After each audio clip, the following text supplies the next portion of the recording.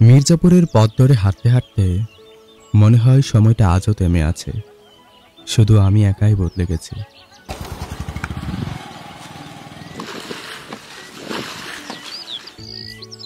এই নান্টু বাড়ি, কত স্মৃতি, কত হাসি লুকিয়ে আছে এর ভাঙা দেয়ালে।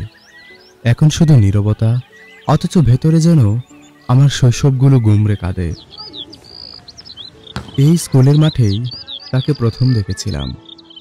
চোখের দৃষ্টিতে যে কাঁপন ধরেছিল তা আজও বুকের ভেতর বাজে।